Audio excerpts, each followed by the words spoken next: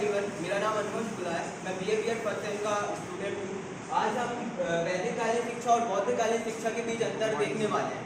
तो इस अंतर में हम सबसे पहले इस अंतर की शुरुआत करने से पहले वैदिककालीन शिक्षा और बौद्धकालीन शिक्षा के बीच मतलब इनका शाब्दिक अर्थ देखेंगे कि इनका अर्थ क्या होता है। तो जो वैदिककालीन शिक्षा होती है, वैदिककालीन शिक्षा में जो वेद शब्द है वो विद धातु से बना है, जिसका अर्थ होता है ज्ञान अर्जन करना।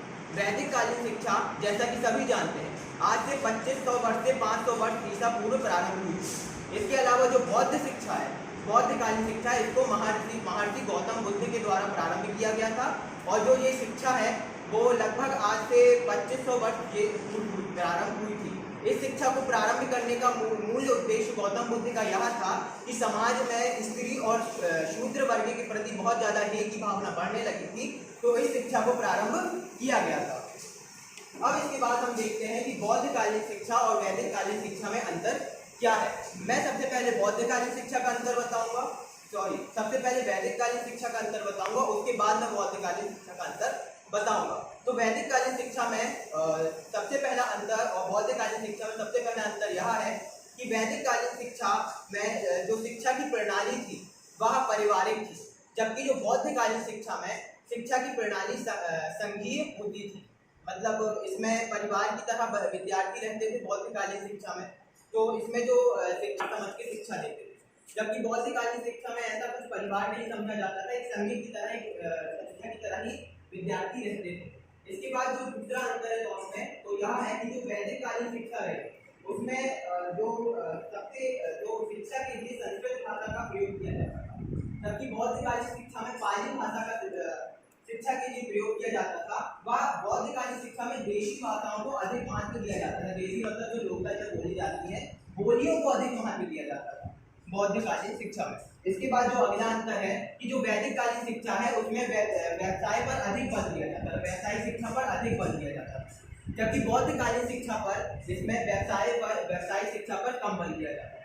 जो वैदिककालीन शिक्षा है उसमें व्यक्तिगत शिक्षा पर अधिक बल दिया जाता था और बौद्धकालीन शिक्षा पर व्यक्तिगत नहीं सामूहिक शिक्षा पर अधिक बल दिया जाता है। व्यक्तिगत शिक्षा का अधिक बल देने से तात्पर्य यहाँ पर ये है कि प्रत्येक बच्चे को अच्छी तरह से पढ़ाया जाता था, अच्छी तरह से उस पर ध्यान दिया जाता था। सभी विद्यार्थी को अलग अलग पढ़ाने के ऊपर ज़्यादा फोकस किया जाता था, जबकि बौद्धकालीन शिक्षा में ऐसा नहीं था। सामूहिक रूप से विद्यार्थियों को पढ़ाया जाता था और सामूहिक रूप से ही सभी के ऊपर ध्यान दिया जाता था। जो वैदिककालीन शिक्षा थी उसमें जो गुरु और शिष्य का जो संबंध होता था वो पिता पुत्र का होता था। उसमें गुरु अपने मतलब गुरु जो है वो अपने शिष्य को पुत्र की तरह समझता था और जो शिष्य को अपने गुरु के पिता की तरह मानता था। जबकि जो बौद्धकालीन शिक्षा है उसमें गुरु का अपने शिष्य के ऊपर अधिकार की तुलना में कम होता था।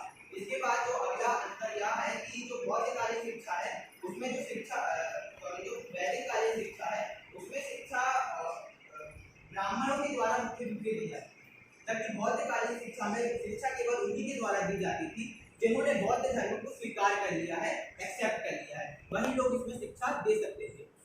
वैदिककालीन शिक्षा में शिक्षा का मुख्य केंद्र जो था वो गुरु का गृह होता था, यहाँ पर ही विद्यार्थियों को शिक्षा प्रदान की जाती थी। बौद्धकालीन शिक्षा में अनेक गुरुओं वाला एक संस्था मतलब अनेक गुरुओं वाली एक संस्था होती थी जहाँ पर बिठाकर विद्यार्थियों को शिक्षा दी जाती थी। इसके बाद अगला अंतर यह है कि जो वैदिककालीन शिक्षा है उसमें विद्यार्थियों का जीवन अधिक तपस्वीमय व कठोर होता था, मतलब उन्हें अधिक ज़्यादा तपस्या करनी पड़ती थी व उनका जो जीवन यापन था वो अधिक कठोर होता था। जबकि बौद्धकालीन शिक्षा में मतलब इसकी अपेक्षा, इसके कंपेरिजन में जो विद्यार्थियों का जीवन होता था वो अधिक सुखमय होता था। इसके बाद जो अगला डिफरेंस है वो यहाँ है कि जो वैदिककालीन शिक्षा है वो वैदिक काल में प्रारंभ हुई, जैसा कि नाम ही से हमको पता है, और जो बौद्धकालीन शिक्षा है वह उत्तर वैदिक काल में प्रारंभ हुई थी। वैदिककालीन शिक्षा में जो मुख्य रूप से जो वैदिककालीन शिक्षा है वो वेदों पर आधारित है।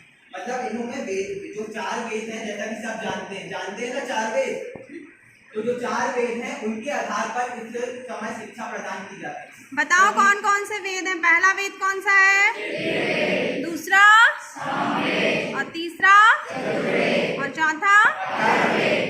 तो इस टाइम इसी पर शिक्षा आधारित थी और इसी के द्वारा शिक्षा प्रदान की जाती थी। जबकि जो बौद्धकालीन शिक्षा थी उसमें ऐसा नहीं था। उसमें जो शिक्षा है वो मतलब वेदों पर आधारित नहीं थी। तो मेरे हिसाब से इतने अंतर पर्याप्त हैं और मैं आपको अच्छी तरह से समझाने में सफल रहा हूँ, ऐसा मैं सोचता हूँ। अगर रहा हूँ तो आप लोग